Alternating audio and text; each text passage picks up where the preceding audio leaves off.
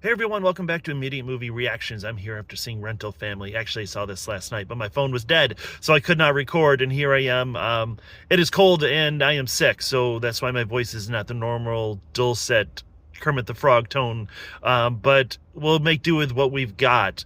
This movie stars Brendan Fraser and Takahiro Hira. He is from Shogun, and actually he was Snake Eyes in the G.I. Joe movies way back in the day. He's fantastic. Brendan Fraser, I think I've said this before, but how did we get from Encino Man and George of the Jungle to this? He's absolutely fantastic once again. And there's a couple different views that I'm going to give on this movie. The first is my own view.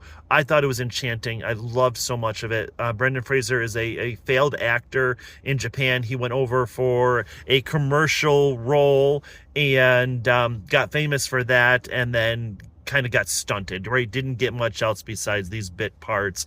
And he's at a very, very down point in his life and ends up hooking up with this company called Rental Family, where they, rent families, basically. If you need bridesmaids, they will hire bridesmaids for you. If you need people to go to a funeral, they will put people at a funeral.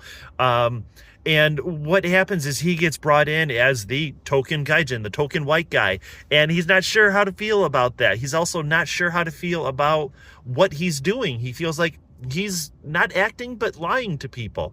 And that's a very big theme in this movie, is what is reality and where does family begin, and can you just buy a family?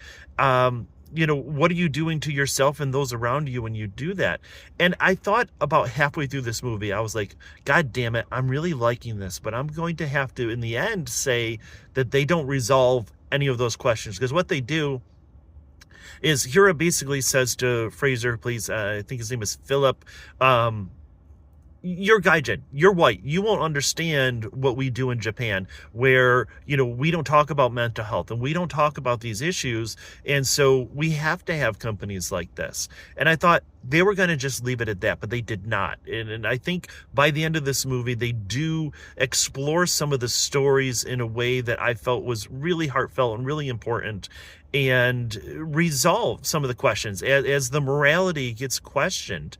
And so that's where the different sort of viewpoints that I'm going to bring in are, because for me, I'll admit it, I cried a lot at this damn movie, and I don't feel bad. I'm not embarrassed about that. I loved it.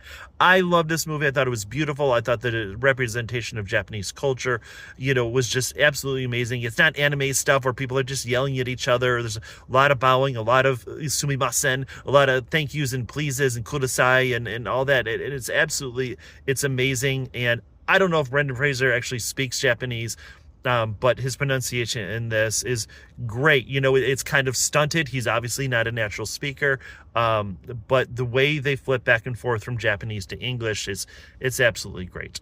I loved this movie so much. Now, the second point of view I'm going to give, though, is after, I saw it with my wife, and she didn't love it as much as I did. She definitely enjoyed it, but she was kind of stuck on, and understandably so, the immorality and the irresponsibility, because what happens is Brendan Fraser gets hired to play the fake dad to a kid so that the kid can get into school.